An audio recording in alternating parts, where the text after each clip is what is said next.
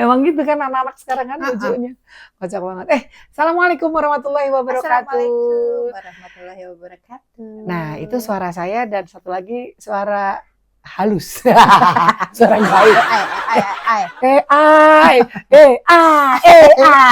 Ngadepin anak-anak, bocah-bocah yang umurnya batita, balita itu ya, itu ekstra sabar. Iya nggak sih, Kiki? Kalau batuta, Batuta Ivi dong, teman Eike. Ya, teman. teman Eike, Ivi Batuta ya. Nah, jadi kalau ngebahas mereka itu sebetulnya perlu pakai ilmu cengkudu. Iya benar. Ya kan? Atau sabar. Cengkudu sabar, cengkudu tarik napas, ya kan?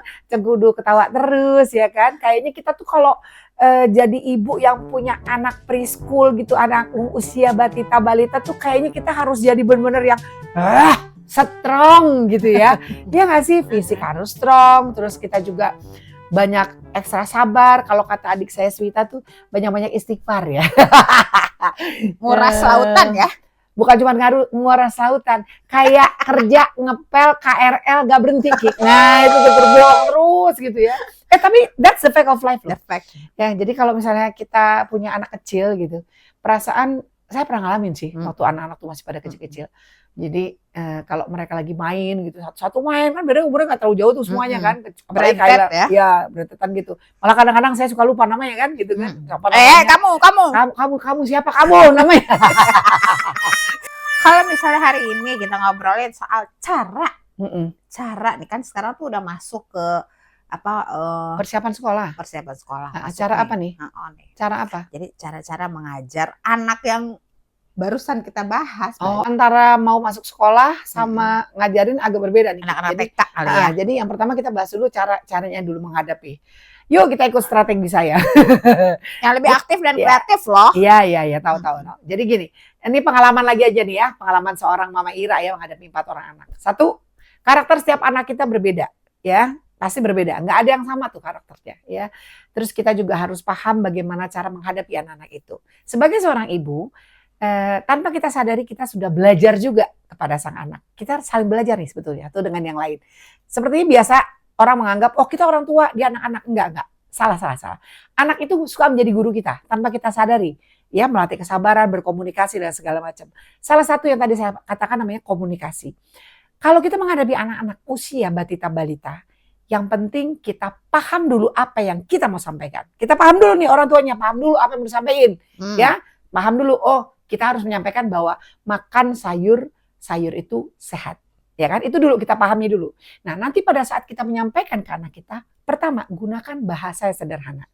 Yang mudah dimengerti oleh sang anak. Misalnya, anakku atau nak atau sayang, kita makan sayur yuk biar badan kita sehat. Nah, seperti itu. Jadi harus ada konteksnya kemana gitu. Kita pahami dulu dan baru kita ucapkan dengan bahasa sederhana.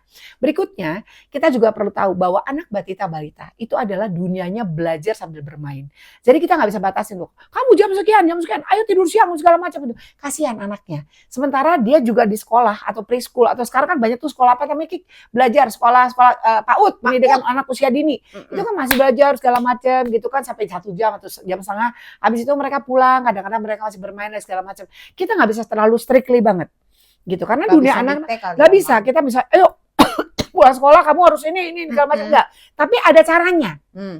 Ada caranya lagi, strateginya untuk mendidik itu. Nanti kita bahas secara detail lagi ya. Tapi yang pasti bahasanya sederhana. Jangan terlalu banyak dibatasi pada saat mereka ingin bermain. Karena pada saat mereka bermain itulah terjadi stimulasi atau stimulan menstimulir dia punya rangsang, daya rangsang berkreativitas, bergerak gitu ya, dan bersosialisasi juga gitu. Ya, banyak sekali cara-caranya. Jadi kita harus membebaskan. Iya, bebaskan anak-anak itu untuk bermain.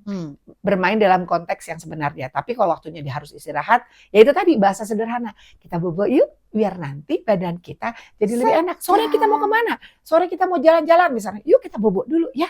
Kita habis bobo, nanti habis kita mandi. Habis mandi kita main sepeda. Misalnya gitu. Jadi ada konteks di mana anak itu beristirahat, anak itu belajar sambil bermain. Itu dulu. Oke, berikutnya lagi, bermain sambil belajar itu tadi konteksnya adalah kita tuh tidak bisa melulu mendikte. Saya fun. Ini contoh. Saya tetap mengajar. Mama Saya bukan tetap ya. mengajar Iya. anak-anak calistung, membaca, menulis, berhitung. Mm. Beneran, ini beneran. Mm. Sampai sekarang saya masih terima loh. Ada mau belajar nggak? Sabar ya. Nggak, saya makhluk hidup paling sabar. Oma-oma, nenek-nenek, eyang putri atau nena yang paling sabar menghadapi cucu-cucunya kalau lagi belajar. Cucu-cucunya itu artinya murid-murid saya ya. Saya punya murid 4 tahun setengah, 5 tahun. Jadi preschool, TK, SD kelas 1, 2, 3. Bagaimana cara Mama Ira mengajari mereka? Cara mengajarinya adalah dengan cara belajar sambil bermain. Jadi Ih, seru. tidak hanya melulu, ayo kamu tulis ini, Oh, ayo garis sambung Bosan putus-putusnya. Ini lihat angkanya 1, ayo tangannya tulis yang benar. Nggak bisa kalau begitu. Udah keburu pingsan anaknya. Ya kan, kasihan. Anak itu semakin stres. Jangan salah, anak kecil juga bisa stres loh. Ya nggak bisa. Jadi kita tahu mengajari mereka itu dengan cara bermain. Pakai nyanyi, ya kan. Ini kalau bangun tidur, ku terus mandi. Habis itu jangan lupa apa nak? Menggosok gigi. Iya, ini angka berapa? 1. 1 tambah 1 sama dengan 2. Jadi semuanya itu ada strateginya. Ya. Berikutnya lagi belajar sambil seru-seruan gitu ya. Lokasinya ya. enggak, lokasinya tidak hanya melulu misalnya Di jadi rumah. meja tulis aja atau di ruangan tertutup. Ayo, Halaman. bisa kita ajak aja mereka ke outdoor. Misalnya ada halaman sedikitnya di luar. Ayo sana. Yuk belajar sama Mama Ira. Mau di mana sekarang belajarnya? Di luar. Ayo kita belajar di luar sambil kita ajari mereka nyanyi dulu. Habis itu kita arahkan mereka sampai mereka tidak merasakan bahwa kita tuh sebetulnya sedang mengajari mereka. Ya, ini ada ilmunya, ada rumusnya. Enggak semua orang tua bisa. Tapi ada anak kecil, pernah ada kasus test case-nya gini. Ada anak kecil dia tidak mau belajar. Karena ternyata dia tuh bosan dalam satu ruangan, kayaknya terkungkung gitu kan. Aduh kok di kamar terus, sementara dia harus belajar, terus ibunya nggak sabaran. Ibunya sampai bawa alat penggaris. Penggaris yang besi itu, kan ada penggaris besi itu ya. Mau nggak belajar? Mama udah capek nih, bunda udah capek nih, urusin anak kan panjang banget. Jadi anaknya cuma bengong, ketip gitu kan. Jadi semakin nggak bisa gitu. Kenapa anak itu nggak diajarin? Ayo kita belajar sambil di luar gitu kan. Mamanya sambil ngapain gitu, sedikit-sedikit lihat, ada interaksi gitu, nyiram bisa. Sampai mana? Udah bisa belum? Jadi tadi berapa? Ayo kita belajar kali-kalian. Ayo yang menang nanti bagus, nanti mama kasih apa gitu. Jadi harus ada variasi, lingkungan variasi, tempat belajar sambil mengajar. Itu tadi lokasi. Terus ada korelasi keterlibatan orang tua dan guru pembimbing juga perlu. Jadi kita juga tidak harus selalu menuntut gurunya. Ayo Bu guru, anak kita harus dibikin pintar, anak kita udah bayar mahal nih. Les gini-gini. Halo Bu, Bu guru juga punya keterbatasan. Situ kan ibunya, ya kan, bapaknya. Ayo, anaknya juga harus diajarin sama orang tuanya. Orang tua juga belajar. Jangan mentang-mentang anaknya TK SD, biarin aja mereka suruh belajar ngelipat segala macam. Terus emaknya nggak mau belajar. Salah. Ayo dicek dulu pelajaran sekolahnya. Dulu zamannya kita ada buku penghubung. Sekarang ada nggak tuh buku penghubung? Ada nggak buku penghubung? Oke. Jadi pakai buku penghubung. Bilang sama gurunya apa yang menjadi kendala. Ditulis setiap kali. Jadi kita tahu. Sering dibaca pelajaran anak sekolahnya. Supaya kita tahu anak kita sekolahnya sampai di mana pelajarannya. Ya, jadi jangan cuma nyalain bu gurunya doang. Kalau anaknya nilainya jelek, anak kita udah belajar, kenapa nilainya jelek? Halo Bu, anak kita juga perlu didampingi. Dampingi Bu, dampingi. Harus ngerti. Ini dong, rest dong Mama Ira. Loh iya, rest. Biarkan mereka bermain. Boleh bermain boleh, tapi belajar juga harus. Yang di sini peranan orang tua Kika maksud saya. Itu jangan hanya menyalahkan gurunya aja, orang tuanya juga harus proaktif gitu ya. Terus bermain, kalau tadi itu bermain dengan anak sudah outdoor. Oh, bermain ini yang kasih mainan edukasi. Mainan edukasi itu Kik. Jadi kalau anak kita balita itu kan banyak sekali sekarang permainan edukasi ya, untuk menyusun, bentuk, angka, warna dan lain sebagainya, bagaimana menyambung, bagaimana melihat spiral, bagaimana segala macam. Itu penting banget gitu ya. Jadi motorik kasar halusnya ya, otak kiri kanannya dia harus terus terlatih gitu. Nah, orang tua harus punya waktu. Bahwa quality time dengan orang tua itu penting. Belajar sambil bermain itu penting, tapi ada orang tua di sini jauh lebih penting. Kalau kita cuma kasih mereka mainan terus mereka main sendiri, mereka lebih prefer dengan mainan gadget. Iya kan? Kenapa nggak kita ajak mereka untuk bermain langsung interaksi? Interaksi dengan alat peraga, interaksi dengan orang tua. Itu otomatis melatih. Oh iyalah Kik, kalau nggak kayak gitu ya susah lah. Kepercayaan diri. Melatih kepercayaan diri bahwa oke, saya pasti bisa, orang tua harus ada di situ. Terus jangan lupa, salah satu caranya juga untuk melatih kepercayaan diri anak-anak adalah meyakinkan kepada mereka bahwa semua kegiatan yang mereka lakukan itu bersifat positif. Bisa membantu. Contoh, anak bantu ibu, bantu bunda di rumah. Mulai dari membersihkan rumah misalnya gitu. Membersihkan tempat tidur, kamar misalnya gitu kan. Hal-hal kecil aja dulu, sapu-sapu atau elap-elap atau apa. Bantu masak, jangan kasih yang susah-susah, jangan kasih motong ya kan. Kasih apa aja sesuatu yang lucu. Coba tambahin sedikit garamnya nak. Oke rasakan nak, apa segala macam. Jadi pokoknya paling penting adalah bagaimana kita bisa secara ujung mata anak kita tetap ada sama kita ya di rumah, anak kita tetap bermain sambil belajar, kondisi di rumah sehat dan kondusif. Jadi orang tua semuanya sama-sama saling kerjasama. Kalau semua itu sudah terjadi, udah ngelatih, udah segala macam, anak itu kan harus ada reward ya. Nah, ngomongin punishment and reward. Ini berlaku pada anak saya, empat-empatnya. Boleh dicek sama anaknya sekarang. Kalista, Devara, Kaila, Rafa. Dari kecil saya sudah menerapkan kepada mereka untuk mengerti tentang artinya punishment and reward. Punishment adalah sesuatu yang perlu kita sampaikan. Jangan harus ya. Perlu kita sampaikan. Semacam bentuk teguran atau hukuman kepada anak kita bila mana mereka berbuat salah dan fatal. Sekali dikasih tahu, 2 kali sudah dikasih peringatan keras, ketiga kali tidak ada lagi excuse ya. Biasanya kalau punishment itu contohnya begini. Kalau anak kita melakukan sesuatu kegiatan terus-menerus ya, entah itu contohnya adalah gadget misalnya sekarang. Karena nggak bisa dihindari dong, gadget itu selalu ada segala macam. Hal yang kecil aja dulu, rules, regulation di meja makan. Ambil handphonenya. Jangan kasih mereka main handphonenya di meja makan pada saat kita makan. Di meja makan tidak boleh. Makan is makan. Ngobrol is ngobrol. Pada saat dia berkomunikasi dengan kita, iya, nggak cuma quality time. Pada saat mereka berkomunikasi dengan kita, kadang-kadang gadget itu bisa menjadi penghalang. Mereka tuh saking asiknya sampai mereka nggak ada eye contact. Itu juga nggak bisa. Jadi melatih anak itu, sayang, coba lihat mama nak, lihat ibu sayang kalau ngomong, coba lihat mama. Hei, mama cantik, mama sayang. Coba lihat mama. Jadi terus ada gitu, coba lihat papa dulu nak, perhatikan papa dulu nak, sayang papa dulu nak. Jadi harus ada bahasa-bahasa yang tadi tuh bahasa sederhana. Dan semuanya harus from the bottom of our heart. Anak kecil tahu deh kalau kita bohong-bohong, nggak pakai hati itu ketahuan banget. Dan udah pasti ngerasa. Juga harus ngerti, harus punya strategi.